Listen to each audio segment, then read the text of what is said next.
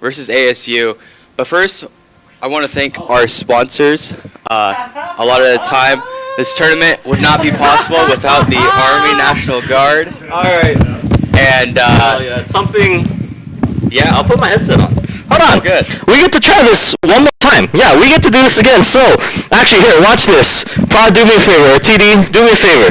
Cut to the break screen for a second. If you watch this live, you get to see this. In the VOD, you'll never know this happened. So, if you're watching this live, congratulations. You get to watch this in real time. Because this is a live production. Student managed, student ran, but we're trying new things. They get to play with new toys. So, Prod, take me to the break screen and then send me right back. All good. Here we go. Gotcha.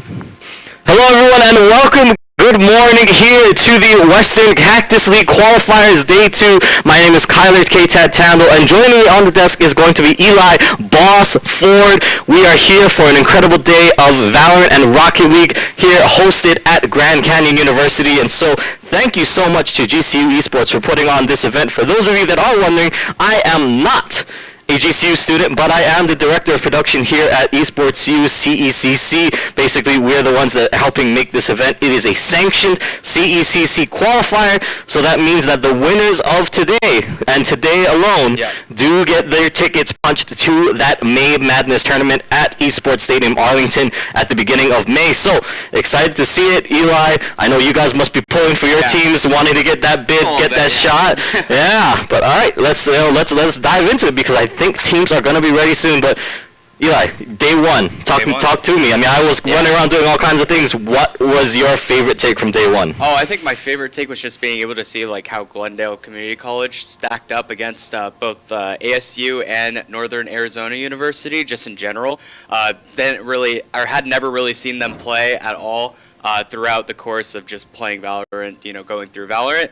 So just being able to see how they did, like just in general, how they played was really fun to watch. Nice. No, I mean, yeah, exciting stuff to see. I mean, anytime I feel like you get to see the community colleges rise up, it's always fun to see, because really, right, you don't get a long runway, right? Most of the time it is only 2 years at most, or maybe 3 if you're like a super senior, right? But you don't get to see them participate, and you don't get to see them on the roster for too long. They do end up jumping over full-time universities or graduating outright. So a lot of fun to see community colleges. I gotta say, I was impressed. Yeah, never heard of the school. As somebody, granted, I'm from Hawaii, guys, so I don't know all of your Arizona schools, but exciting to see that, yeah, community college doing well. I think it's also worth mentioning all the other great schools that are participating here.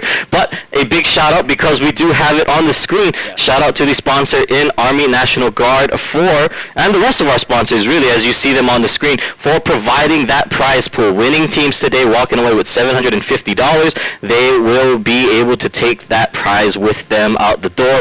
Hopefully that pays for that travel to get to Texas, or whatever the case might be. Exciting stuff to see how everybody plays out.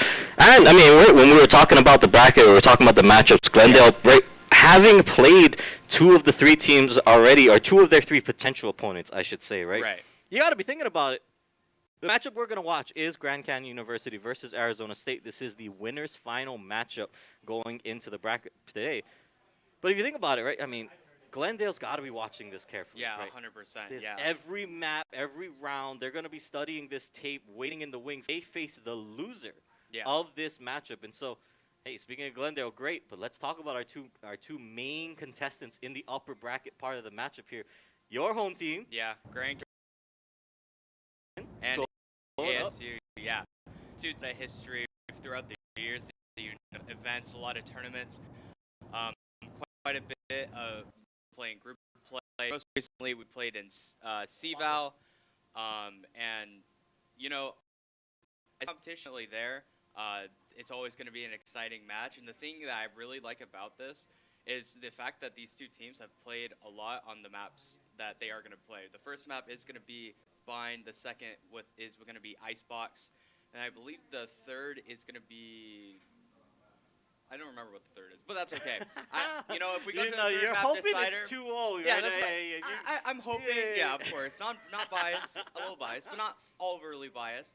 But as we go in, just gonna be able to see that Bind map and how it plays out, and just seeing how the minds kind of clash when they've played against each other in the past. On this map, They know how each other play. They've seen the strats. They have VODs on each other. And just in general, being able to see how these two titans clash here in the CWL. Yeah, and very curious to see it as well because, yeah, like you said, there is a world where this is the run back, right? These guys know each other. They play each other all the time, right? You guys are close, but I've seen you guys participate in a lot of those other leagues and conferences and competitions. So it is going to be, I think, a curious thing to see as to who is going to come out ahead. As I do believe we are just about ready to get into our agent select. So let's take a look at what we are going to be seeing. And with that, it is... Names. Yeah, and it looks like GCU electing to go with that Yoru comp. In the past, we've seen it a lot. Having that one duelist, the Smoke, Brimstone, as well as the Viper, the double controller. And with ASU coming in with the Harbor Viper, I feel like I haven't seen a Viper Harbor in like forever on this map. I feel like the last time I watched it was back when NRG was just back in, I think it was last year in Tier 1, just being able to have that combo, but also having the Gecko on a map like Vine. You know, if they're cooking, but that's going to have to come through in the end. Yeah, I mean, curiously to note, right, yeah, the double controller on a map like Bind is an interesting one when really, yeah, you can get away with the Brimstone, right? A lot of times Brimstone gets you on site, it gets you where you need to go, right? Yeah, okay, if you want to run the Viper Brimstone, maybe, because you can close off, right? There's a very linear entrance path, right? Most of the sites you can walk in a very clear way and clear fashion. I'm curious to see, yeah, both teams opting for double controller, right?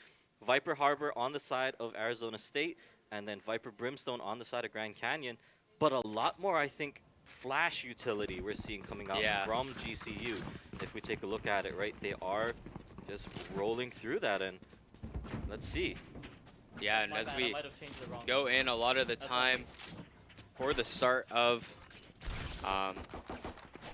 these pistol rounds, and you know, the flashes normally won't be too prevalent. You're not going to be able to buy as many, obviously. So the entries, it's going to just kind of be how the teams play against each other in the pistol and how they match up. As we're starting to get the barrier about to drop, and here it will come as the game finally start. Winners final, or sorry, yeah, winners final. GCU taking the slow approach up towards B, taking a lot of aggressive space, making sure that that Viper gets pushed out of hookah. And now it looks like even the hit is going to come through here in a second as the push out comes through. The nade, Kawhi though, is going to pick up the first blood in Nader. And GCU wants to try and fight a little bit for Lopes. 3 players swinging out, but Koss is going to pick up 2. Dino on the trade.